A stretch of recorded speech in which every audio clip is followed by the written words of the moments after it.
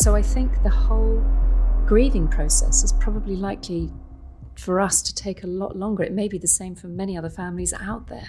Because if you're not living with somebody 24/7. Duchess Sophie just thundered out of the biggest palace meeting in years, and the royal family did not see that coming. What appeared to be a great moment between the family behind closed doors reportedly spiraled into contentious debates over Sophie's choices with her children. And everything changed. Why did this meeting take such a dramatic turn? Who exactly spearheaded this thinly veiled ambush? Join us as we discuss Sophie's reactions to the royal family's heartbreaking decision about her children. The meeting that went wrong. Most ordinary families come with their own baggage.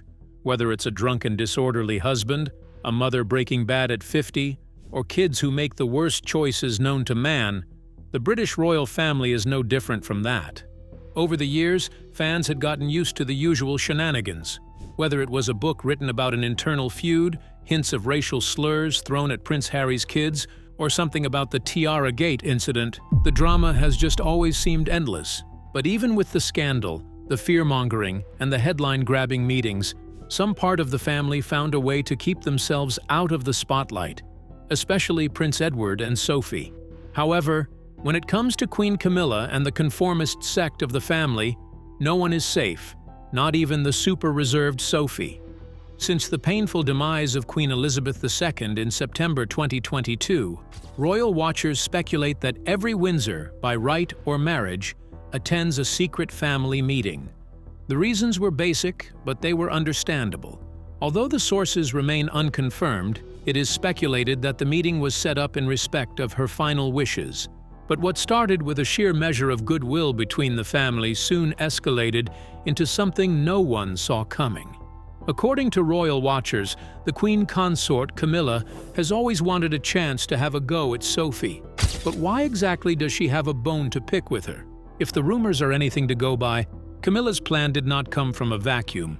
It came from years of planning and a personal vendetta to finish what she started. But why now? But more importantly, why Sophie? Sophie has never fought for a chance in the spotlight, nor has a conspiracy theory been so heavily linked with her. So how does a woman like that make such a powerful enemy? Although royal insiders are yet to provide any real answers, they speculate that the Queen Consort has finally decided on an attack on Sophie, and this time at a gathering no one would have expected.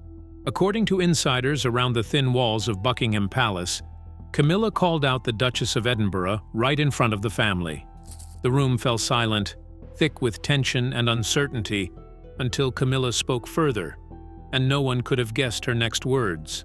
What exactly did she say to have Sophie react in a way no one saw coming? The words that set the room alight. Suddenly, a bright evening in what seemed like a remembrance of the late Queen Elizabeth spiraled into a contentious debate about royal etiquette and Sophie's decision to mold them into whatever she wanted.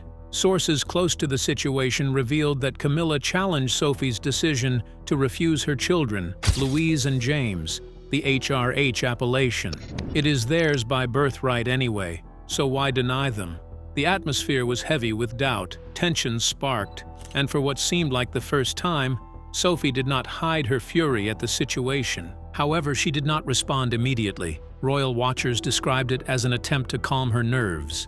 At that point, the situation was dicey, and she soon figured out that the words might have come from the Queen Consort, but the judgment came from nearly every face in the banquet hall. Her next words came to her, but she reportedly stuttered. Caught between a rock and a hard place, she needed to decide between taking Camilla on, risking a dissent from other members of the family who seemed clearly in support of the Queen Consort's actions. According to insiders, she decided against her usual reserved approach. Instead, she angrily stormed out of the banquet hall with her kids and her husband. Whether that was the right decision or not, she did not care at the time. In fact, royal watchers claimed that her greatest joy came from having Prince Edward's support, who left the hall with his wife without a word to anyone. Although they left quietly, insiders speculated it was only the beginning of a brewing Windsor War. Although that was rarely unfamiliar territory for royal family enthusiasts, Sophie wasn't a regular part of the crown's shenanigans. But here she is, caught right in the eye of the storm. But just as the rumors swirled, fans finally addressed that elephant in the room that everyone has shied away from. Why exactly did Sophie refuse her kids the chance to use the HRH tag on their names anyway? And where exactly does Prince Edward stand in all this? Being born with British blue blood only means one thing: a life of serious opulence is waiting in the wings. Sophie has never really been against the idea of wealth and opulence. For a fact, she knew exactly what she was signing up for when she chose to marry into the British royal family. However, she had a serious preference for her kids to work and have the feeling of working for whatever they come to own. While most people saw the title as a once-in-a-lifetime privilege and something that should be embraced without a second thought, she assumed it could actually stop her kids from ever reaching their real potential and make them novices to how the real world works. According to Sophie, they went to regular schools, had sleepovers at their friend's place, and walked the dogs on a Saturday like just another family. But just what kind of upbringing did Sophie have to set her on this unconventional path? The life that shaped Sophie. Weirder things have happened than a civilian marrying a royal, but Sophie and Prince Edward's marriage seems to have finally found that common royal frown from the usual culprits. But knowing what she signed up for, why implement a change that drastic? There aren't many families in the world that could compete with the influence and the power that resides in the British royal court. Consequently, it is never a shame to never really match up to them. They dwarf anyone else anyway. Sophie was not exactly born with a platinum spoon in her mouth, even though her lineage traced back not too far away from Robert Molesworth, the first Viscount Molesworth. Through her grandmother, Margaret Patricia Rhys-Jones, it was nothing compared to being a Windsor. In simpler terms, she was introduced into the real world as soon as she was born. Raised by a charity worker and secretary mother, alongside a father who worked as a director of sales, she immediately knew the value of work and what it meant to create wealth and care for a family without some inexhaustible funding from the state. Maybe every time she looked at her own family, she just did not think the kids could share her work ethic if they had a ready-made war chest to fight their personal battles. But just how far did she go to find her own place in the world? Being raised in a middle-class family does have its perks.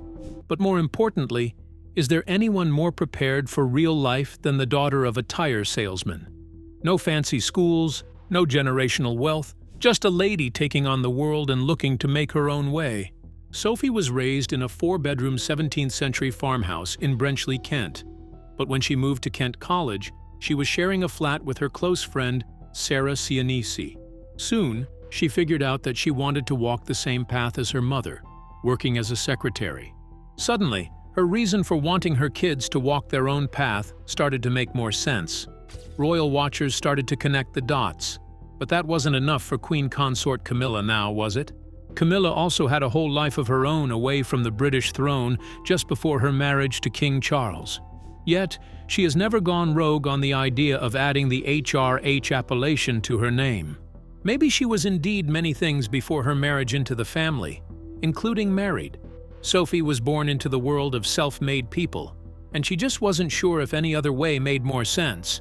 But while she had indeed nudged her children towards the same path she took as a kid, she has always diligently worked as a patron to well over 70 charities in the name of the British Crown.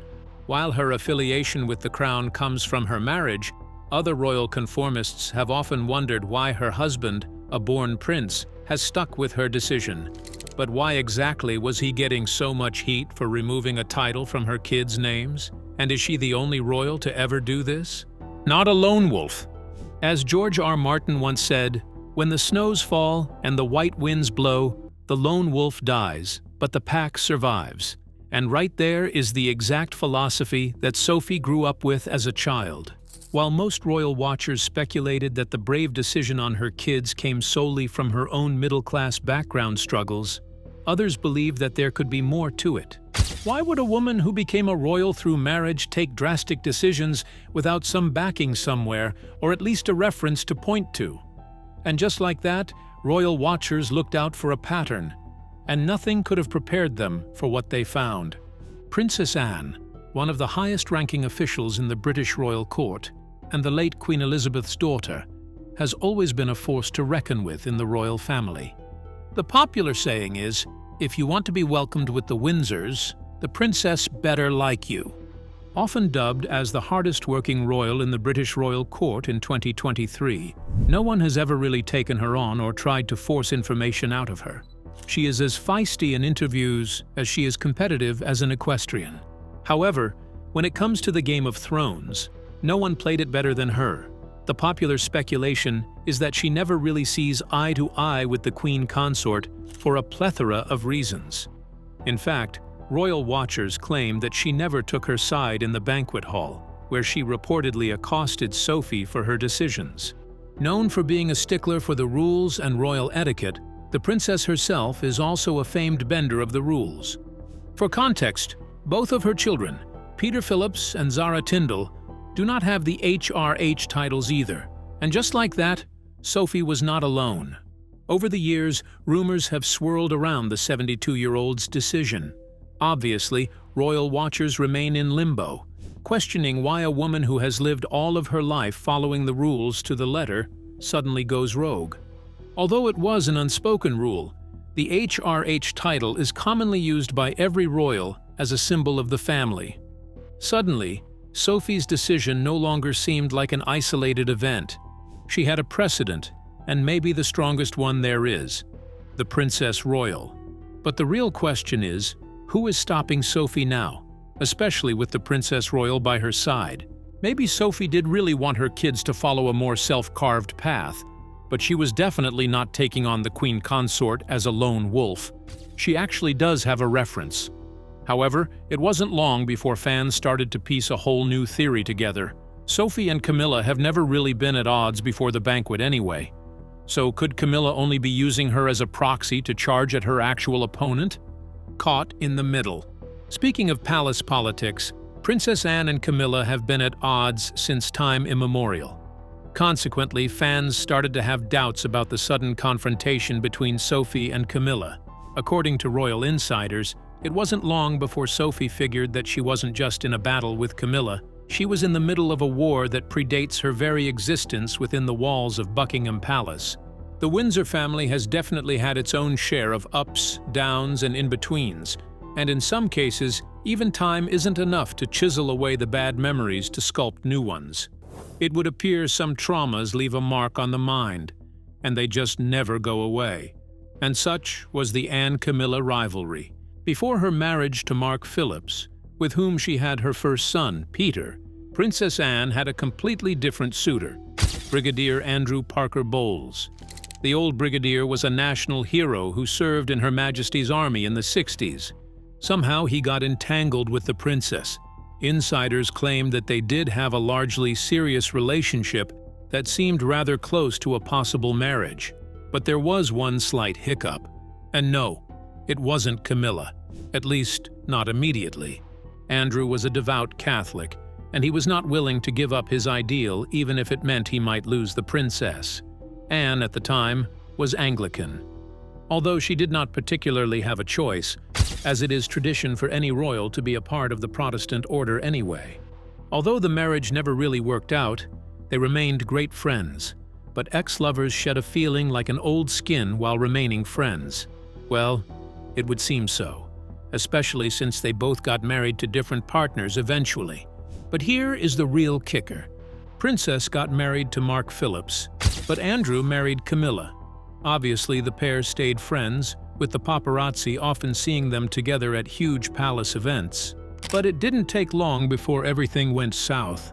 Camilla got that divorce she wanted from Andrew, and somehow ended up right beside King Charles, displacing the people's princess Diana.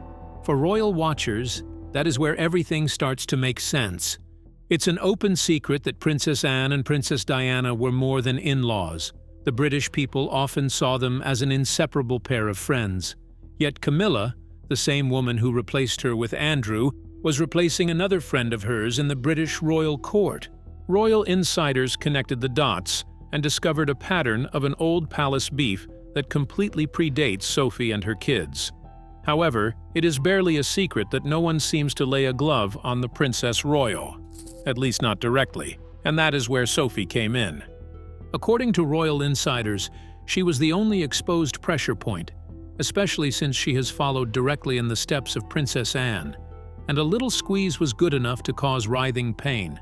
But if Sophie was indeed a pressure point on Princess Anne, why was Camilla so adamant about pushing that button now? Sophie and the stale ghosts of Buckingham. While changing the gods was indeed not a new concept at the palace, some things just never change. The drama especially seems to last forever. But even more painful is the sad death of Princess Diana. She is a tale as old as time, told to every little royal to grasp an understanding of what it means for a princess to embody the people's love.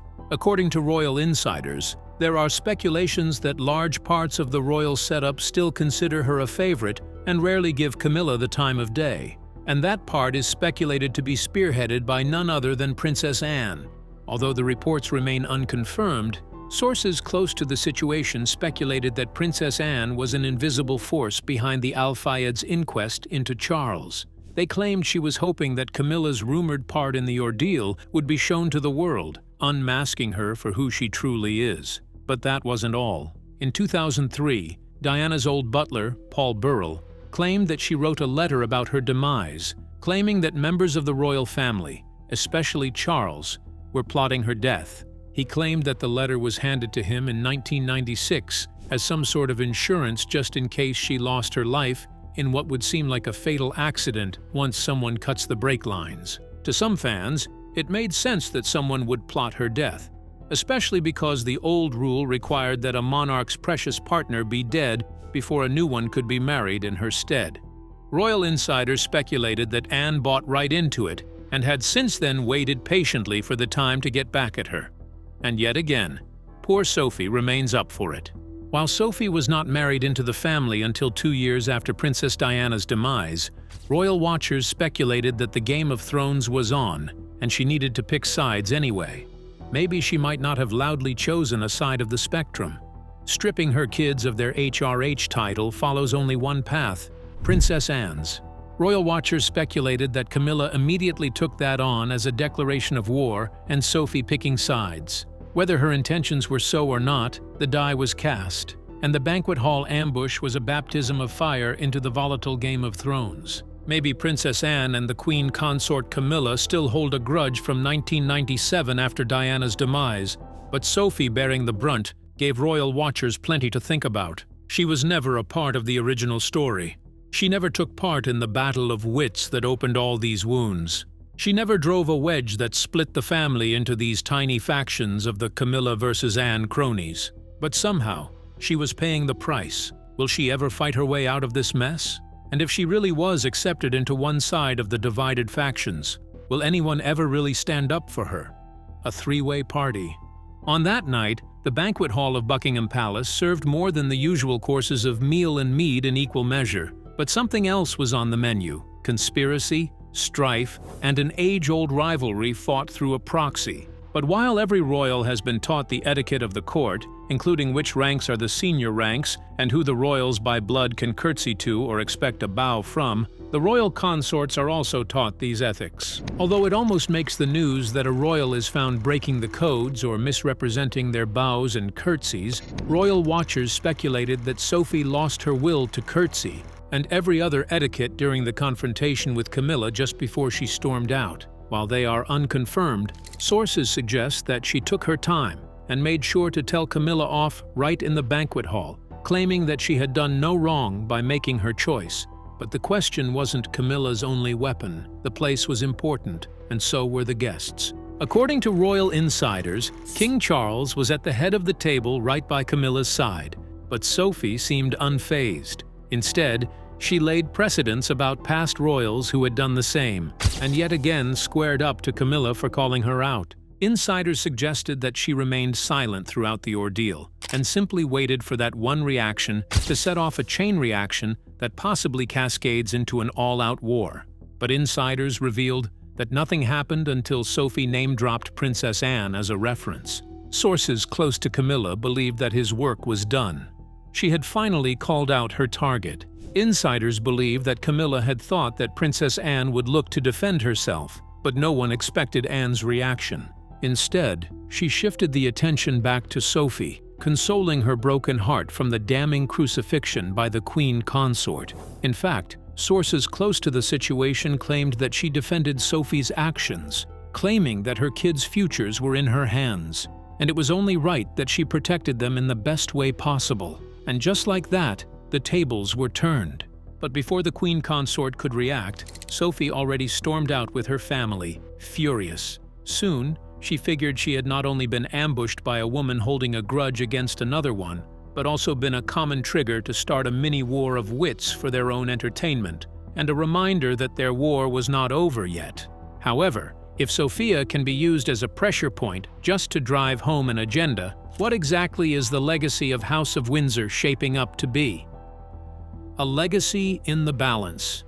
It is rarely news that the British royal family has had its legacy besmirched by a million rumors. However, charity work here and there, and a few hosted events somehow have them right in the balance.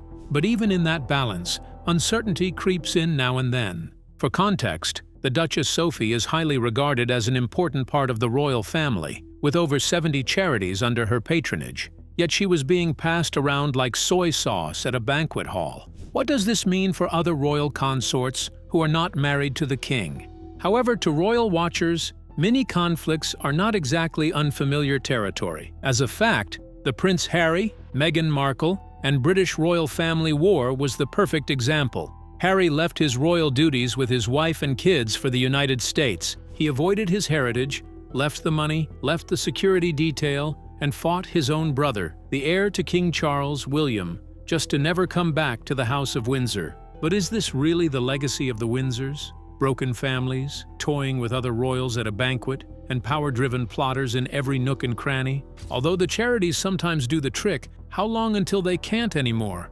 How do they handle situations like Prince Andrew's? Speaking about a divided house not standing firm and pillars shattering one after the other, Prince Andrew became a person of interest to the police about a suspected involvement in the Epstein files. How does the great House of Windsor handle its own prince unraveling their whole legacy in a book, or his wife in an interview boldly telling Oprah that the British royal family threatened to strip her son of any royal entitlements if he were born as a black child?